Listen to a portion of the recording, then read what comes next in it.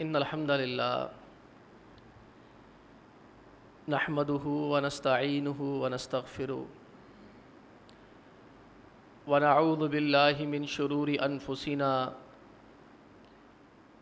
ومن سیئات اعمالنا من يهده اللہ فلا مضل له ومن يضلل فلا هادی له واشهد ان لا الہ الا اللہ واشهد ان محمدا عبده ورسوله اما بعد فان خیر الحدیث کتاب اللہ وخیر الہدی ہدی محمد صلی اللہ علیہ وسلم وشر الامور محدثاتها وكل محدثة بدعة وكل بدعة ضلالة وكل ضلالة في النار قال النبي صلى الله عليه وسلم كل مولود يولد على الفطرة فأبواه يوحدانه أو ينصرانه او یمجسانی۔ محترم بھائیو، عزیز بزرگوں اور دوستو، گزشتہ جمعے ہم نے بچوں کی تربیت کے حوالے سے کچھ باتیں کی، اور پچھلے جمعے کی تمہید میں نے عرض کیا تھا ایک باپ ہونے کی حیثیت سے ہم اس بات میں بڑے فکر مند رہتے ہیں کہ ہمارے بچوں میں کہیں کوئی اخلاقی کمزوری نہ رہ جائے، اور یہ فکر ہماری نہیں ہے،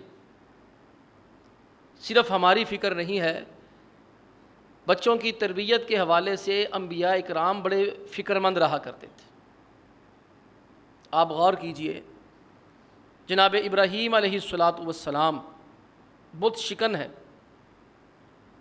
اپنے ہاتھوں سے بتوں کو توڑا ہے، لیکن دعا کیا کرتے ہیں؟ وَجْنُبْنِي وَبَنِيَّ أَن نَّعْبُدَ الْأَصْنَامَ، کہ یا اللہ بے شک میں نے بت توڑے ہیں، بڑے بڑے بتوں کے ٹکڑے کیے ہیں، لیکن اس کے باوجود میں تجھ سے دعا کرتا ہوں کہ مجھے اور میری اولاد کو بتوں کی عبادت کرنے سے بچا کے رکھنا۔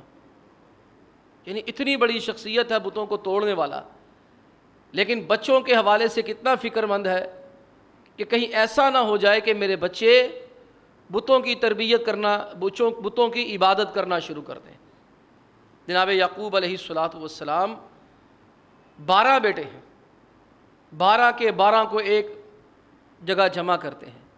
اذ حضر یعقوب الموت اذ قال لبنیہ ما تعبدون من بعدی، اللہ فرماتے ہیں وقت یاد کرو جب جناب یعقوب علیہ السلام کو موت آنے لگی تھی، پتہ چل گیا کہ موت کا وقت آ گیا ہے، کیونکہ انبیاء اکرام علیہم السلام کو پہلے ہی خبردار کر دیا جاتا کہ حضرت آپ کی موت کا وقت آ چکا ہے، آپ نے جانا ہے کہ ابھی ٹھہرنا ہے، تو ان کو پتہ چل چکا۔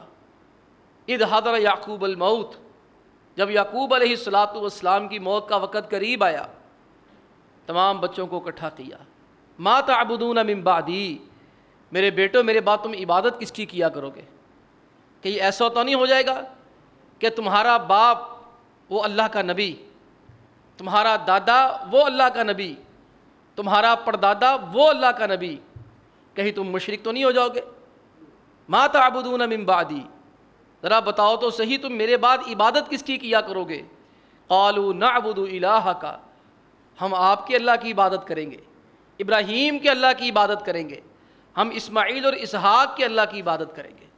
یعنی مرتے دم تک بھی فکر کس چیز کی ہے؟ کہیں میری اولاد گمراہ نہ ہو جائے، کہیں میری اولاد مشرک نہ بن جائے۔ اور اللہ کے نبی علیہ السلام وہ تو زیادہ فکر مند ہے، تمام نبیوں کے سردار ہیں، رات کے وقت جاتے ہیں، تربیت سے غافل نہیں ہے۔ بیٹی کی شادی ہو گئی ہے، بیٹی رخصت ہو گئی ہے، جنت کی خواتین کی سردار ہے، اور شوہر صحابہ میں سے چوتھے نمبر پر ہیں، اور بیٹے نوجوانوں کے جنت کے اندر سردار ہیں۔ اس کے باوجود نبی کریم علیہ الصلاۃ والسلام تربیت سے غافل نہیں ہے. شادی ہو چکی ہے. سید علی رضی اللہ تعالی عنہ فرماتے ہیں ہمارے گھر کے باہر دستک ہوئی، رات کا وقت ہے، تہجد کا وقت ہے. ہم نے دروازہ کھولا تو اللہ کے نبی علیہ الصلاۃ والسلام آئے. بیٹا تم تہجد کیوں نہیں پڑھ رہے؟ خیریت ہے کہ شادی کے بعد تم نے تہجد پڑھنا چھوڑ دیا؟ میرے محمد نے تو تمہاری تربیت ایسی نہیں کی تھی، میرے گھر کے اندر تم تو تہجد پڑھا کرتی تھی. یہ کیا واقعہ ہو گیا کہ اپنے گھر کے اندر پہنچ گئی ہو، شادی ہو گئی ہے، رات کا وقت ہے، تم دونوں میاں بیوی سوئے پڑے ہوئے.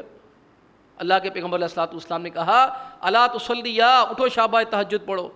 پھر واپس چلے گئے ہیں، دیکھا کہ کوئی حرکت نہیں ہوئی، چراغ نہیں جلا، روشنی نہیں آ رہی.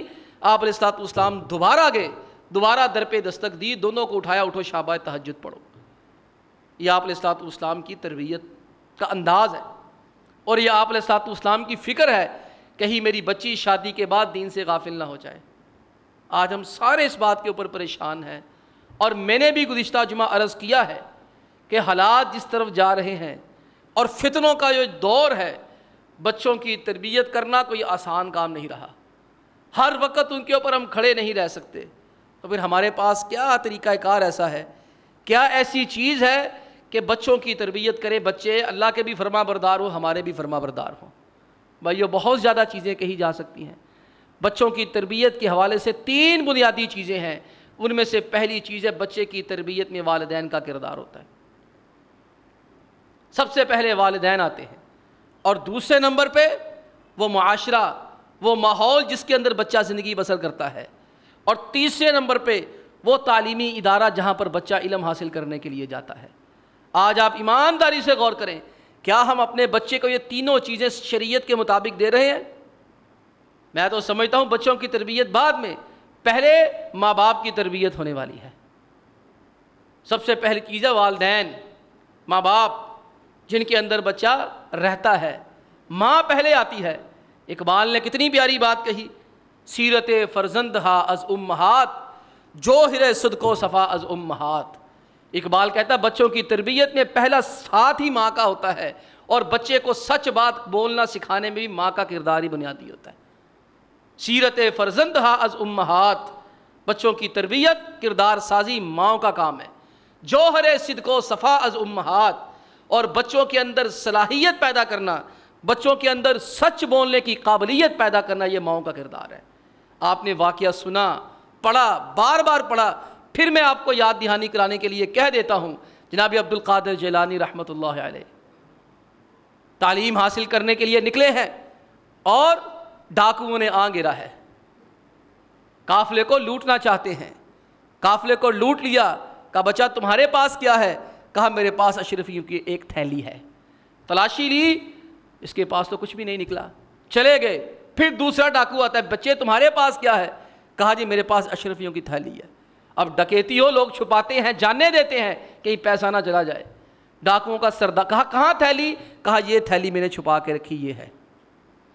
قافلے کا امیر، ڈاکوؤں کا سردار اس بچے کو بلاتا ہے، اور بلا کر کیا کہتا ہے کہ بیٹا جب ہم نے تمہیں تلاشی لی، تمہاری، ہمیں تمہاری چھپائی ہوئی چیز کا پتہ نہیں چلا، تم نے ہمیں یہ تھیلی کا کیوں بتایا؟ اس نے کہا میری ماں نے کہا تھا بچہ جھوٹ نہیں بولنا. اقبال کہتا ہے سیرت فرزندہا از امہات، جوہر صدق و صفا از امہات. یہ ماں نے دودھ پلانے کے ساتھ بچے کو یہ طہارت کے ساتھ، پاکیزگی کے ساتھ سچ بولنے کا سبق دینا ہوتا ہے. آج ہمارے بچے سچ نہیں بولتے، اس لیے کہ ماں باپ پرلے درجے کے جھوٹے ہیں. انہیں گھر سے ہی سبق دے دیا جاتا ہے، بیٹا باہر جا کے کہو ابو کہتے میں گھر کے اندر نہیں ہوں. وہ ماشاءاللہ باپ شروع سے اس کو پٹی جھوٹ کی پڑھا دیتا ہے. فون آتا ہے، کہتا فون سن کہتے میں کار نہیں ہے کا. اب یہاں سے ہی بنیاد ٹیڑھی ہو گئی. دیکھیں ماں باپ کس قدر اثر انداز ہوتے ہیں. بڑا بکواسیہ صحافی ہے، بک بک کرنے والا، ایاز امیر، بڑا دنیا ٹی وی بھی آتا تھا. بڑی اس کی بکواس سنی. اس کی بکواس کی تان آ جا کے کہاں ٹوٹتی تھی؟ مار دو، جلا دو، تباہ کر دو، یہ کر دو، وہ کر دو، قوم جاہل، قوم جاہل، قوم یہ، قوم وہ. اپنی حالت کیا ہے؟ بیوی کے ساتھ کبھی آج تک بھائی نہیں، طلاق دے کے بیٹھا ہوا ہے. بیٹے کی حالت کیا ہے؟ 3 شادیاں کر چکا ہے. یہ اس کی، میں سمجھتا ہوں جب اس کا ابھی واقعہ پیش آیا، اس کے بیٹے نے کچھ دن پہلے کسی لڑکی کو پھنسا پھسو کے شادی کر لی. پہلی شادی کی مہینہ چلی صرف, دوسری شادی کی 3-4 دن نہیں چلی ہے, تیسری طلاقیں ہو گئی دونوں. یہاں رشتہ دیتا کوئی نہیں تھا. یہ بغیرت ایاز امیر ٹی وی کے اوپر آ کر اپنے کالموں میں کہتا ہے یہ شراب حرام کوئی نہیں, مولویوں نے حرام قرار دی ہوئی ہے. یہ مولویوں نے حرام کہا تو شراب پیتا تھا دھڑلے سے, کہتا تھا ہاں میں پیتا ہوں. پارلیمنٹ میں غلط بل پاس کیا, شراب پینا جائز نہیں ہے. اسلام میں غلط ہے کہ شراب نہیں پینا حرام ہے, کہتا ہے نہیں اسلام میں. ٹی وی پہ آ کے سر عام کہتا. اب ایسے گندے انڈے کی اولاد بھی آگے گندی نسل ہی ہونی ہے. حسن نثار آپ دیکھ لیں, اس کی ایک بیوی سے نہیں بنی, بچے پاگل ہوئے پڑے ہیں اس کے. جو شادی اس نے کی پہلی, وہ عورت مر گئی اس کے ظلم و ستم کی وجہ سے, اور اس کے بچے مینٹل ہو چکے ہیں, پاگل ہو چکے ہیں. ٹی وی پہ آ کے دہائیاں دیتے ہیں ہمارے باپ نے ہماری زندگی تباہ کر دی ہے, ہمیں کھانے کو نہیں دیتا, ہمیں پینے کو نہیں دیتا, اور ٹی وی پہ اس کے بھاشن سنے لگتا ہے اس سے بڑا دنیا کے اندر اخلاقیات کا علامہ ہے ہی کوئی نہیں. ان لوگوں کو پڑھیں, ان لوگوں کو سنیں, پتہ چلتا ہے ٹی وی پہ آ کے جیسی بکواس کرتے ہیں وہی بکواس ان کے بچوں کے اوپر بھی اثر انداز ہوتی ہے. اب یہ خبیث جس کا میں ذکر کر رہا ہوں, ایاز امیر, بد کردار, اپنی بیوی سے کبھی نہیں بنی. کیا کیا, ایک شادی کی مہینہ چلی, کیوں, باپ ایسا تھا. دوسری شادی کی 2-4 دن چلی.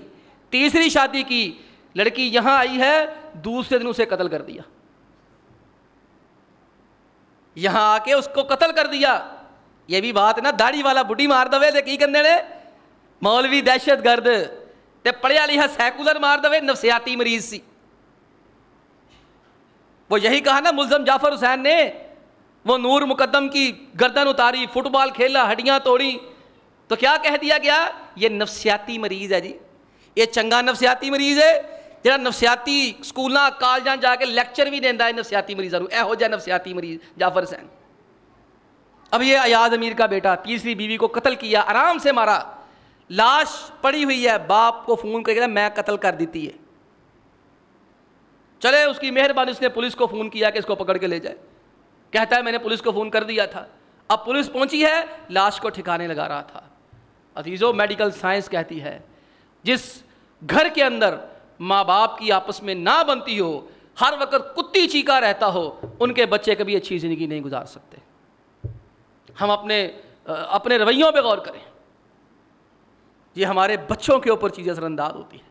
جو ماں باپ اپنی شادی شدہ زندگی میں فیل ہوتے ہیں, ناکام ہوتے ہیں, ان کے بچے بہت کم ایسے ہیں کہ آگے جا کر وہ کسی جگہ پہ سیٹ ہو سکے. اس کی وجہ کیا ہے, وہ مینٹلی طور پر ان کا مزاج ویسا بن جاتا ہے. ساری زندگی اپنی ماں کو اوئے اوئے اوئے, اپنے باپ کو ہائے ہائے ہائے ای ای او کرتے دیکھا ہوتا ہے, پھر وہ بھی شادی کے بعد ویسے ہی کرتے ہیں. لڑکی نے اپنی دیکھا ہوتا ہے جب میرا باپ میری ماں کو کچھ کہتا تھا تو میری ماں اگر سے فل والیوم اونچا کر دیتی تھی, سیاپے ڈالنا شروع کر دیتی تھی, وہ بھی جاتی ہے بیوی بنتی وہاں جا کے ایسا ہی کرتی ہے.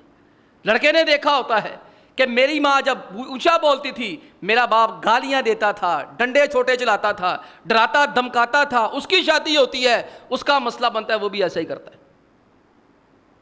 آپ کیا سمجھتے ہیں, کسی بچے کو مدرسے میں جا کے ڈال دیں اور ٹینڈے انگر پکا سڑکوں آندا ہے نہ, ٹینڈے انگر پکیا ہوندا پہلے ہی.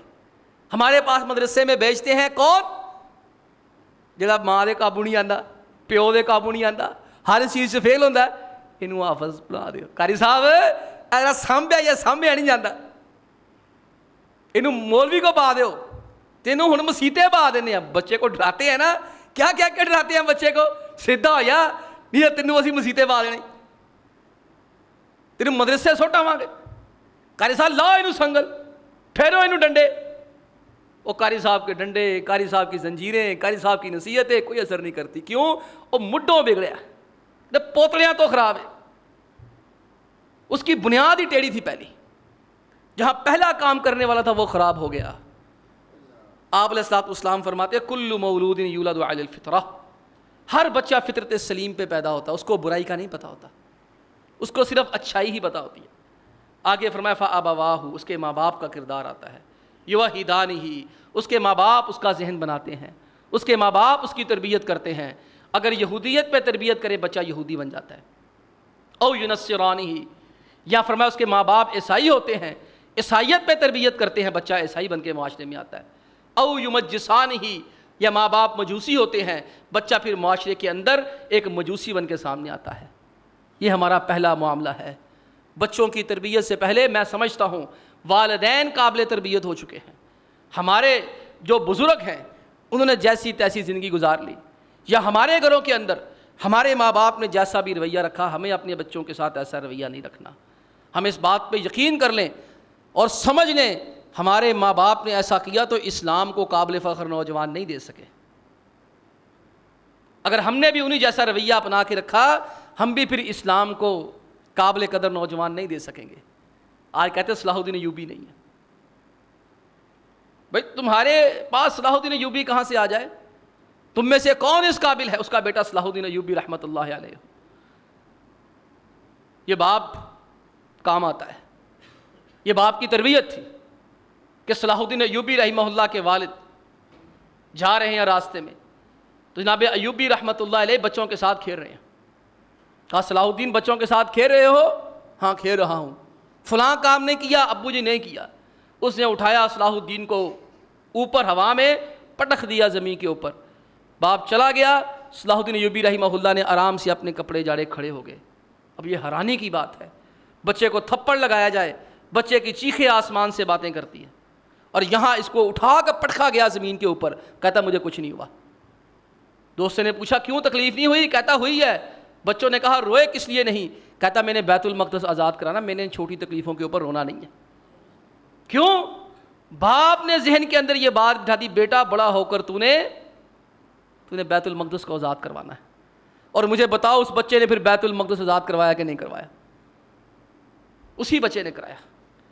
آج سوچے میں اور آپ بچوں کی تربیت کیسی کر رہے ہیں؟ اس کو پیدا ہوتے ہی انجینئر بنے گا، پائلٹ بنے گا، فلاں بنے گا، فلاں بنے گا، فلاں بنے گا۔ کبھی ہمارے دل کے اندر یہ خیال پیدا ہوا کہ میرا بیٹا ممبر رسول کا وارث بن جائے؟ کبھی میرے دل میں یہ امید پیدا ہوئی کہ میرا بیٹا امام بخاری کی کتاب پڑھ لے، امام مسلم کی کتاب پڑھ لے؟ یہ ڈاکٹر بناؤ، انجینئر بناؤ، کوئی بات نہیں ہے، آپ کا شوق ہے۔ وہ اکبر نے کہا تھا تم شوق سے کالج میں پڑھو، پارک میں پھولو، کوئی مسئلہ نہیں ہے، لیکن ایج سخن بندہ عاجز کی رہے یاد، اللہ کو اور اپنی حقیقت کو نہ بھولو۔ یہ بھائیو پہلی چیز جو بچے کی تربیت پہ اثر انداز ہونے والی ماں باپ ہیں، اور دوسرا وہ معاشرہ اور کمیونٹی جس کے اندر ہم رہ سکیں۔ یہ معاشرہ اثر انداز ہوتا ہے بچے کے اوپر، جسے انوائرمنٹ کہتے ہیں انگلش میں، ماحول، معاشرہ، کمیونٹی۔ آج آپ ایمانداری سے مجھے بتائیے کیا ہم بحیثیت قوم، ہمارا معاشرہ ہے کہ ہم اپنے بچوں کو آزادانہ نقل و حرکت کی اجازت دے دیں؟ ایک ذمہ دار باپ کی حیثیت سے بچے ذرا نگاہوں سے اوجھل ہو جائیں ہمارے دل کو کچھ ہونا شروع ہو جاتا ہے۔ اب کمیونٹی کے اندر کیسے کیسے لوگ آتے ہیں، ہمارے ہمسائے آتے ہیں، کیا ہمارے ہمسائے اس قابل ہے کہ ہم اپنے بچوں کو ان کے ساتھ بٹھا کے کوئی تربیت کروا سکیں؟ جناب علی مرتضیٰ رضی اللہ تعالی عنہ نے جناب حسن رضی اللہ تعالی عنہ کو کہا تھا الجار قبل الدار، بیٹا گھر بعد میں لینا، پہلے پڑوسی خریدنا۔ گھر بعد میں لیتے ہیں، پڑوسی پہلے لیتے ہیں۔ ہم میں جتنے لوگ بیٹھے ہیں یا پڑوسی ان کے ہاتھوں ستائے ہوئے ہیں یا پڑوسیوں کے ہاتھوں وہ ستائے ہوئے ہیں۔ یہ پڑوسی کیا اس قابل ہے کہ اس کے اوپر اعتبار اور اعتماد کیا جا سکے؟ میں سمجھتا ہوں آج کل کے دور میں بالکل نہیں ہے۔ میں اپنا ایک ذاتی واقعہ سنا دیتا ہوں۔ اللہ نے گھر بنانے کی توفیق دی پچھلے دنوں میں، اسی سال سب کو حصے دے دیے، لو حصے بھی لے لیے، دیواروں کے حصے لے لیے، کوئی سین کر کے دین تیار نہیں کہ میں پیسے دیتے انہوں نے۔ ایک قاری صاحب چکر مار دے رہے، پوچھو انہوں نے کی کر دے رہے انہوں نے،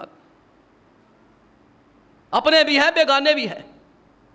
کچھ نہیں کہا، صرف اتنا کہا ہے کہ آپ نے مجھ سے دیواروں کے حصے لے لیے ہیں، براہ کرم ذرا سائن کر دیں۔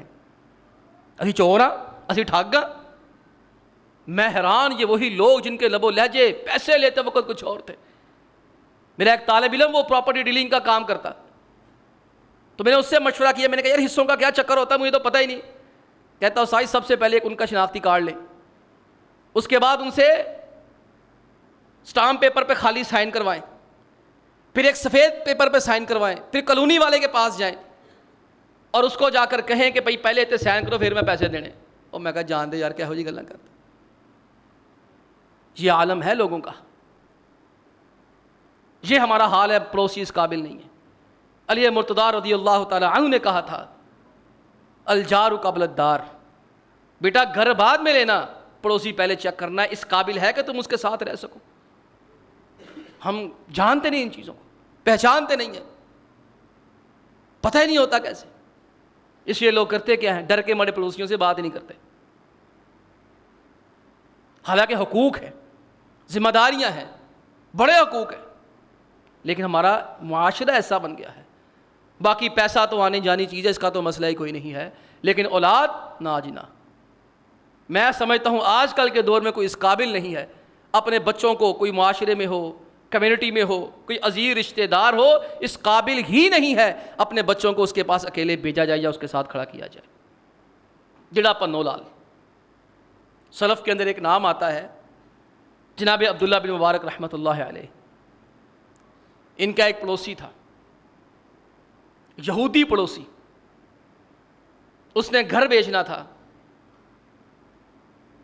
اس نے گھر کی قیمت لگائی 10,000 درہم، مارکیٹ ویلیو تھی 5,000 درہم. مارکیٹ ویلیو لگی. لوگوں نے کہا یار تم پاگل ہو، مارکیٹ ویلیو 5,000 ہے، تم 10,000 ہم سے مانگ رہے ہو. اس نے کیا کہا، بیت داری ماں بیت جاری ماں بیت داری. لوگوں میں گھر کہاں بیچ رہا ہوں، یہ تو میرے پڑوسی کی قیمت ہے. لوگوں نے پوچھا تمہارا پڑوسی کون ہے؟ اس نے کہا عبداللہ بن مبارک رحمۃ اللہ علیہ. اور لوگوں نے پیسے دیے کہ میرے پاس ایک گھر ہے ساتھ میں جو اللہ کا ولی ہے اس دور کا، اور وہ وقت کا سب سے بڑا عالم اور محدث اور فقیہ ہے، سب سے بڑا مجاہد ہے، میں تو اس کی قیمت لگا رہا ہوں. آپ غور کریں اس معاشرے کے اوپر. ہمارا بچہ جن سوسائٹیوں میں گھومتا ہے، جن لوگوں کے پاس جاتا ہے، کیا ہم نے کبھی توجہ کی کہ میرے بچے کے دوست کون سے ہیں؟ کبھی میں نے خیر خبر رکھی ہے؟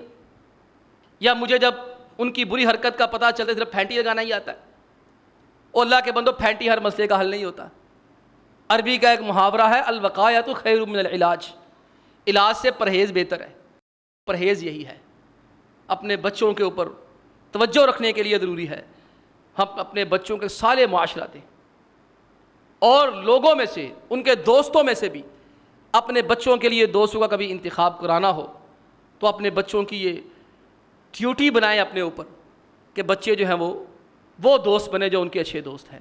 ان کو خود اس چیز پہ قائل کریں. پھر اس کے علاوہ ایک اور گزارش کروں گا، بچوں کو لے کے آنا جانا، اسکول سے خود لے کے آئیں، خود چھوڑ کے آئیں. یہ ساری ڈیوٹیاں آپ کی ہیں، یہ محرم رشتہ داروں کی ہے. یہ ہے 2 بنیادی چیزیں. بچہ، پھر اس کے بعد اگلا مرحلہ تعلیم. آپ جہاں شکوہ کرتے ہیں نا کہ بچہ دین پڑھ گیا، مدرسہ پڑھ گیا، اثر تو ہوا کوئی نہیں اس کے اوپر، حافظ بن گیا، ویسے کا ویسے ہی نکل آیا. اللہ کے بندو کیسے ہو سکتا ہے؟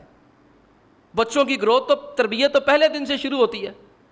آپ ایک بچے کو پوری طرح بگاڑ کر، تباہ و برباد کر کے، انجر پنجر نکال کے اس کو مدرسے میں لے آتے ہیں، اور پھر وہاں جو پڑھانے والا ہوتا ہے اس کی بھی تربیت ویسی ہوتی ہے، وہ بچہ اور خراب ہو جاتا ہے الا ماشاء اللہ.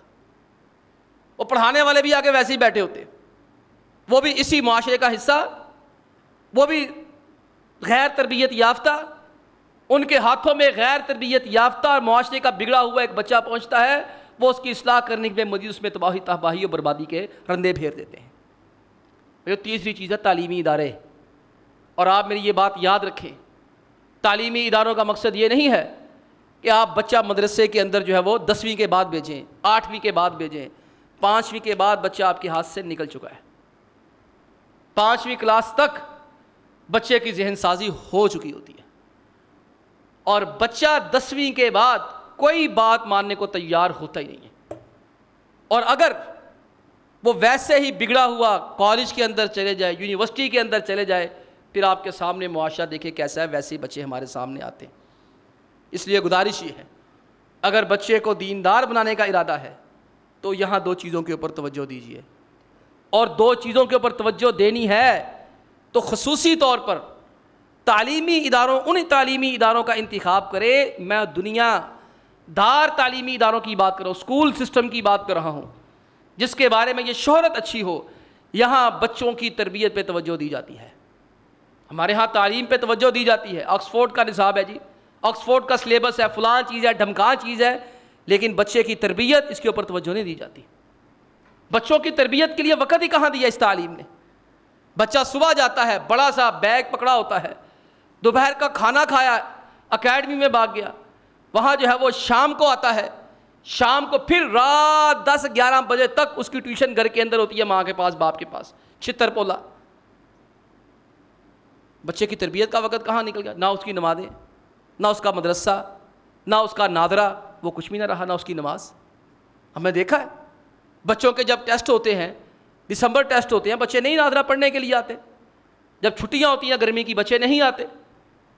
عید کی چھٹیاں ہوتی ہیں, بچے نہیں ناظرہ پڑھنے آتے. یہاں تو موج لگی ہوئی ہے.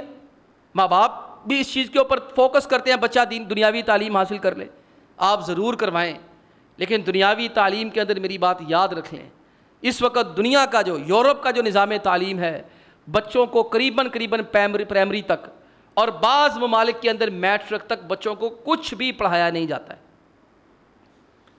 اس وقت دنیا کا سب سے کامیاب نظام تعلیم فن لینڈ کے اندر ہے. چھوٹا سا ملک ہے, ہمارے فیصل آباد سے بھی چھوٹا, چند لاکھ اس کی آبادی ہے, اور دنیا کے اندر ٹیکنالوجی کے اندر بہترین ممالک میں اس کا شمار ہوتا ہے. اخلاقیات کے اندر نیوزی لینڈ کے ملک کے اندر جھوٹ صفر ہے, وہاں جھوٹ کوئی نہیں بولتا, کوئی بندہ ایک بندہ بھی جھوٹ نہیں بولتا وہاں. یہ فن لینڈ کی میں بات کر رہا تھا, اس طرف آؤں گا. اس کا نظام تعلیم, ان کا جو پرائمری تک کا نظام تعلیم سسٹم ہے, اسکول سسٹم ہے پرائمری کا اسکول سسٹم, روزانہ بچوں کو 120 منٹ 2 گھنٹے پڑھایا جاتا ہے, اور 120 منٹ کے اندر 2 گھنٹوں کے اندر بچوں کی سیس 73 منٹ ہے. دوسرے نمبر پہ بچوں کی نرسری کی جو سیس ہے, وقفہ ہے, وہ 54 منٹ کا امریکہ کے اندر ہے, پرائمری کے اندر. یعنی آپ تصور کریں 120 منٹ کی تعلیم ہے, 120 منٹ کی کلاس ہے, اسکول کا دورانیہ کہہ لیں تو 73 سے 72 منٹ بچے نے کھیلنا ہے, سوا گھنٹہ کھیلنا ہے, اور 48 منٹ پڑھنا ہے. اور بھائیو پڑھنا کیا ہے, بچہ کی کاپی لے کے نہیں جاتا ہے, کوئی کتاب لے کے نہیں جاتا, کوئی پینسل ربڑ شارپنر نہیں لے کے جاتا, بچہ کچھ بھی نہیں جاتا, خالی ہاتھ جاتا ہے, خالی ہاتھ آتا ہے. وہ کرتے کیا ہے, وہ اللہ کے بندوں وہ بچوں کی تربیت پہ فوکس کرتے ہیں.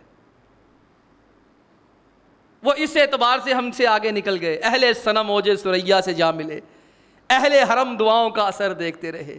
بچہ زیادہ خراب ہو گیا, قاری صاحب دعا کر دو بچہ خراب ہو گیا, اور میری دعا نہ کی ہونا, قاری صاحب دی اپنا ماں سارے خراب ہو, وہ اپنے صحیح کوئی نہ ہو. قاری صاحب بچیاں واسطے دعا کرتے تاڑے اللہ بچے صحیح کر دے, اپنے گھر پاؤں ڈھانگ سوٹا چلتا ہوئے. اللہ کے بندوں وہ یہ کام کر رہے ہیں. ان کے ہاں ٹریفک اشارے نہیں توڑے جاتے, ان کے ہاں جھوٹ نہیں بولا جاتا, ان کے ہاں کرپشن نہیں کی جاتی, ان کے ہاں ڈنڈی نہیں ماری جاتی. حسد و بغض کینے سے پاک لوگ ہیں وہ. اس کی وجہ کیا ہے, ان 5 سالوں کے اندر بچوں کو وہ چیزیں سکھا دیتے. پھر اس کے بعد دنیا کا یہاں تک تعلیمی نظام آ چکا ہے, فیل کا سسٹم ہی ختم کر دیا. ابھی دنیا اس طرف جا رہی ہے کہ فیل کرنا بند کر دو, فیل نہیں کرنا آپ کسی کو, جس نے پڑھنا پڑھے, نہیں پڑھنا نہ پڑھے. وجہ کیا ہے, اللہ کے بندو وہاں تعلیم حاصل کرنا اور ٹیچر بننا سب سے مشکل کام ہے, یا سب سے آسان کام اسکول کھولنا ہے. وجہ یہ ہے کہ پرائمری اسکول کے اندر, جاپان کا میں نے تعلیمی نظام پڑھا تھوڑا سا, جاپان کا جو پرائمری کا ٹیچر ہے اس کے لیے شرط ہے کم از کم پی ایچ ڈی ہونا چاہیے. کم از کم پی ایچ ڈی لیول کا بندہ آ کے پڑھائے گا, کم از کم پی ایچ ڈی. آپ تصور کیجئے. اور وہاں باقاعدہ ٹیچنگ کا لائسنس لینا پڑتا ہے. جو ٹیچر بننا چاہتا ہے وہ باقاعدہ اپلیکیشن دیتا ہے کہ میں نے ٹیچر استاد بننا ہے, قوم کی راہبری رہنمائی کرنی ہے, میں نے قوم کی تربیت کرنی ہے, قوم بنانی ہے. پھر اس بندے کو ٹریننگیں دی جاتی ہیں, مراحل سے گزارا جاتا ہے, ٹیسٹ لیے جاتے ہیں, کم از کم پی ایچ ڈی ہو, 16 2 18 2 22 24 کلاسیں پڑھی ہوں، 24-25 سالہ تجربات صرف پڑھنے کا ہو، پھر اس کو وہ مضمون دیتے ہیں جس کے اندر اس نے پی ایچ ڈی کی ہوتی ہے۔ اور ہمارے ہاں آپ دیکھ لیں، جس کا دل کرتا ہے اسکول کھول کے بیٹھ جاتا ہے، پھر 5 دن 10-20 دن اسکول چلتا ہے، 2 مہینے چلتا ہے، کہتا فلانے دی وجہ نہیں چلیا، ٹمکانے دی وجہ نہیں چلیا، اللہ کے بندو تمہیں خود چلانا نہیں آتا تھا۔ ہم آج یہ باتیں کر رہے ہیں نا۔ جناب محمد بن سیرین رحمۃ اللہ علیہ، ابو ہریرہ رضی اللہ تعالیٰ عنہ کے شاگرد رشید، وہ فرمایا کرتے تھے ان ھذا العلم دین فانظروا امن تاخذون دینکم، لوگو یہ جو تم دین حاصل کرتے ہو دین کا علم ہے، دین کا علم حاصل کرنے سے پہلے دیکھ لیا کرو یہ بندہ اس قابل ہے، اس سے علم حاصل کیا جائے۔ آپ سے بھی یہی مؤدبانہ گزارش ہے کہ آپ بھی بچوں کو کسی تعلیمی ادارے میں داخل کرنے سے پہلے ایک نظر غور کر لیا کریں کہ یہاں کا سٹاف، یہاں کا پرنسپل، اس ادارے کی مینجمنٹ اس قابل ہے کہ میں اپنے بچوں کو اس کے سپرد کر سکوں۔ میرے خیال کے اندر آپ کے بھائی ہونے کی حیثیت سے جو میں سمجھتا ہوں، 3 چیزیں ہیں بچے کی تربیت کے لیے بنیادی۔ پہلی ماں باپ ہے، دوسرا ماحول کمیونٹی معاشرہ ہے، اور تیسرا ہمارا تعلیمی درسگاہیں ہیں۔ مجھے امید ہے اگر ہم ان تینوں کو صحیح کرنے میں کامیاب ہو جائے، وہ وقت دور نہیں ہے جب اللہ تعالیٰ ہماری صفوں سے امام بخاری، امام مسلم، محمد بن قاسم، صلاح الدین ایوبی پیدا فرمائیں گے۔ اللہ تعالیٰ سے دعا ہے اللہ تعالیٰ ہمارے عزت بحال فرمائے، اسلام کی عزت بحال فرمائے۔ وآخر دعوانا ان الحمد للہ رب العالمین۔